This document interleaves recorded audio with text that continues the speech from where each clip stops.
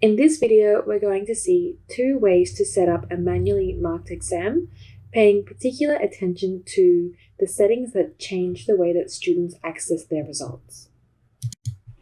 The first option will be the settings which enable the student report, and the second option will be the settings which don't enable the student report.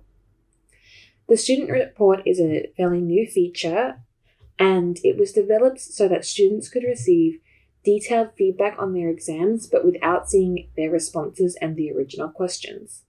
The benefit of this is that the students won't have access to the questions after they've completed the exams, which means that they won't be able to take pictures or to share them, which for us creating questions in Inspira is a benefit because it means that we can recycle more of those questions and also make sure that future students aren't having early access to questions that we don't want them to have access to. So the student report will let students see feedback on manually marked questions, the feedback on automatically marked questions, so that's that automatic feedback that you set up when you set up your question, and they can see their own marks, but they cannot see what they wrote and they cannot see the original question. So to get started, here we are in Deliver, and we're going to create a new test. Normally, we would set up our test using a Blackboard LTI. However, for testing purposes, I'm starting in Inspira, and I'm going to also use a test code rather than importing students from Blackboard.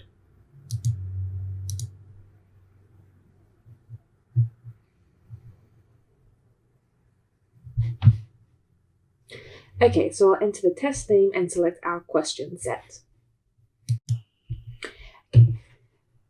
We'll also set up when our test is opening. I'm going to be testing this today, so I'm going to select today, and I will have it open at 12 p.m. And just giving myself a window to complete the test with no duration. So remember that you will change this according to the test that you're setting up. I'm setting this up for myself to test, and I'm going to select invite by sharing test code. So this is not the normal way that you would set up yours. You would be starting in Blackboard.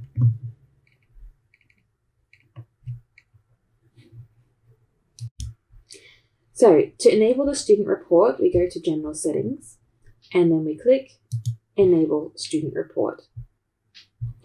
For our normal exams as well, we would select these Enable Auto Submissions. And you can choose to allow them to submit multiple times within the test window or submit only once. For these purposes, I'm going to leave this since I'm just testing it myself. Okay, I don't need to change anything for security here. And I'm also not going to change anything in the exam day. Normally we would enable these features, the tools and aids, and we would change our custom message, but I don't need that for myself today. Okay. So the other thing that we need to select here is shared with candidate. Okay, so this is to share our graded comments with the candidates. The other setting that's important to do here for the student report is show achieved marks per question.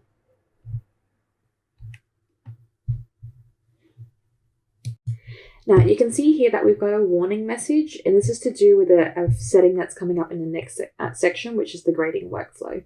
So this is saying that now because we have the private marking, we need to then change these options.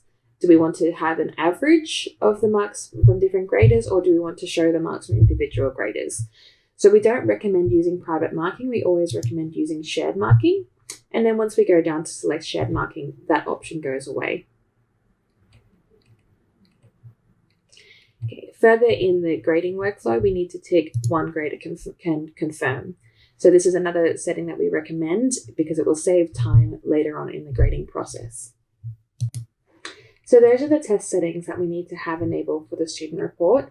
Just to recap here, so we have Enable Student Report under General Settings, and then in the After Test, we haven't selected Allow Student Post-Submission Review because we have the student report.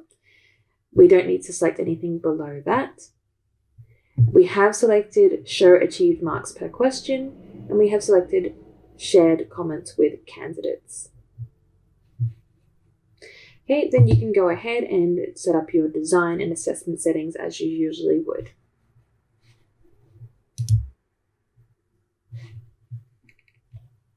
So this is a very short exam. It only has one question, so I'm not going to show a table of contents, but we would enable flagging and we would enable question maximum marks. Okay, if you're not using thresholds, remember that you can ignore this page. Unless you are using the thresholds, then you don't need to change anything here. And then we would go to confirm and activate our test.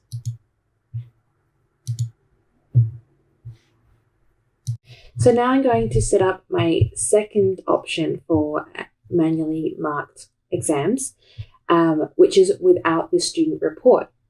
So if we don't have the student report, the students will be able to see the original questions, their answers, and their feedback, depending on the settings that we select in the bottom here, down in after test here. So what I have already done is gone to deliver, selected my test, I've named my test, I've selected my question set and put the opening and end times, and I've selected my invitation mode. Again, remembering that I'm using a test code because I'm testing this exam myself, but normally we would start on Blackboard, do our LTI, and then set up our test that way. You don't need to select test code if you're using the Blackboard LTI. Okay, so general settings, I'm not going to select enable student report here. I don't need to change anything for security. And for myself, I don't need to change anything for the exam day. Now, in our after test settings, we won't select this at the time that we set the exam up, but we will change it afterwards. But just to explain, I will show you the options that we will tick afterwards. So for post-submission review, remember that post-submission review means that students will be able to access their submissions after the test window has closed. However, it's important to think about what this means for your assessment policies if you have deferreds and extensions available for this assessment item. So if you allow post-submission review, but if you think that students might have extensions, then some students will be able to see their answers before other students have done their extension. So this is something that we recommend that you don't enable to begin with if you're going to have deferreds and extensions. Now, so if we do tick this one, we can change the availability. So if we wanted to have it available for a week after the students take their test, and then include the correct answers and results page. So the other thing that we'll need to do here is to share the graders' comments with the students. Okay, so we have allow student post-submission review, include correct answers and results page, and share the comments. So with these settings, students will be able to see their original questions, their own answers, and to see their feedback. So this test doesn't have any automatically marked questions with automatic feedback, but if we did, then we could also select under here this feedback question. It says include general feedback per question. So we would select that if that option were available to us and we wanted our students to see that automatic feedback as well.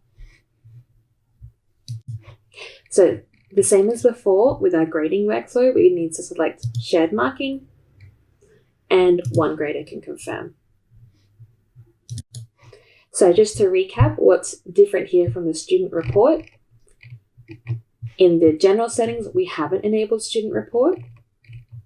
In our after test settings, we have enabled a student post-submission review, include correct answers and result page with a date that they can see their submissions for, and that the comments are shared with the candidate.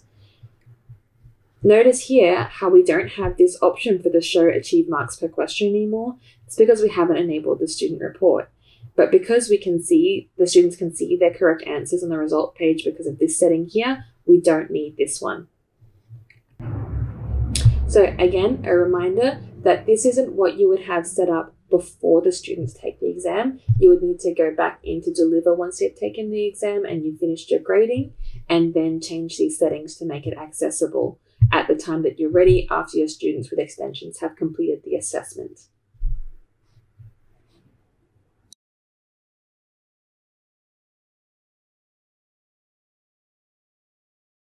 Here I am in the grader section of Inspira. You can see my workspace over here. Just a reminder that if you have two roles, like a planner and a grader, you want to expand your grader view. Your planner view will have different options here, and they don't have all the options for grading that you would like. So here we are in grader, and I'm in overview. Of course, here I only have one student because I completed this test myself, but you will have more students here.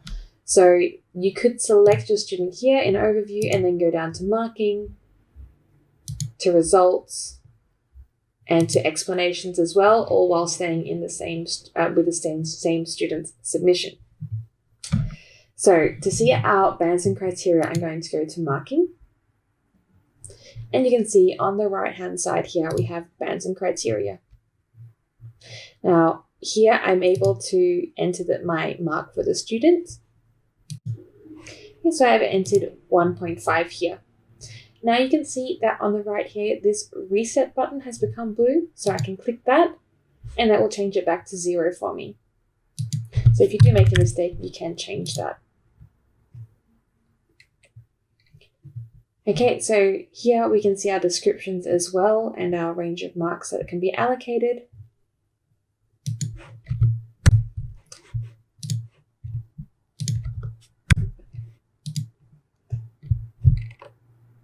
Great, so I've entered in my grades here based on these brands, and then up here it has automatically calculated my result.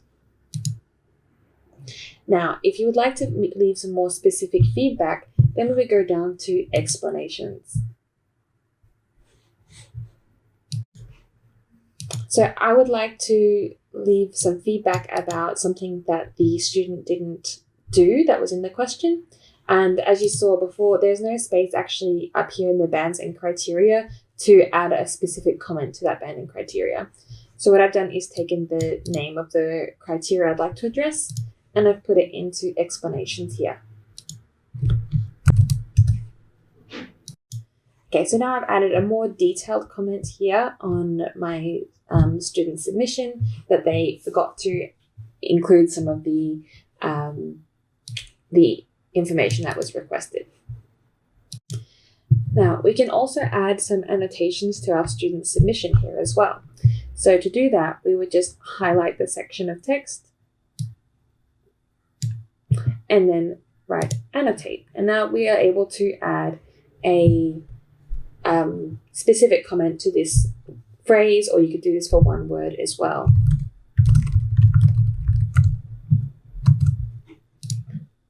Okay, and you could also do add some additional comments.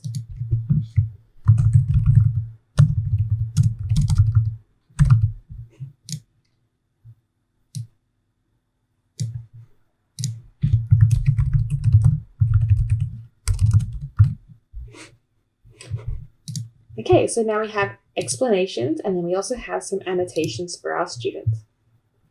Here you have these explanations that are available for the student to see, and then you also have questions and private notes, which are only visible to you, the grader. So once we have finished our grading, then we can go ahead and click confirm at the top here.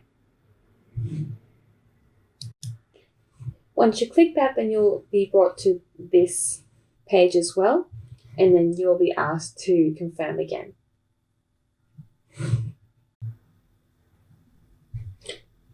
Okay, so now our results are confirmed. One last important step is to make sure that after your results are confirmed, that you send the explanations. So if you don't click this send button here underneath your explanations, then the students won't see them in their student report.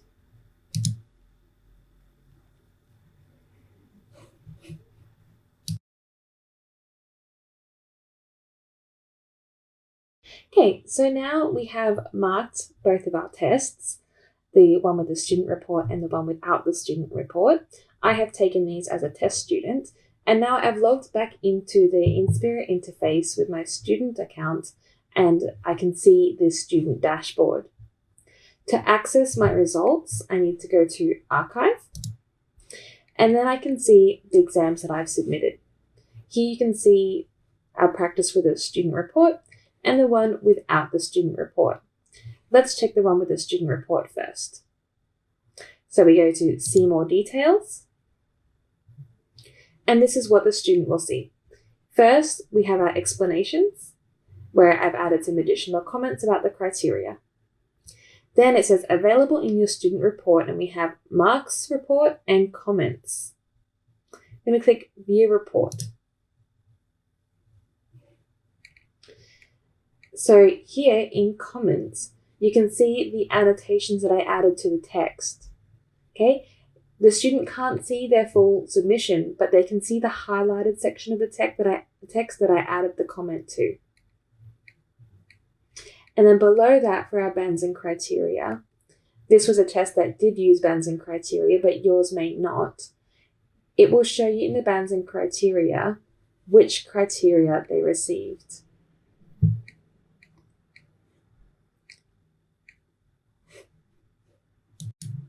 Now, the student's full mark will also show here.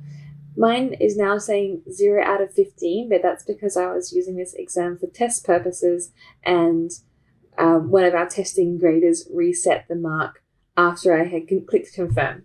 So that's not something that you will do when you're going through your normal marking workflow, but it is good to know as well that that's what will happen if you try and change marks after they've been confirmed. You won't see the full mark here.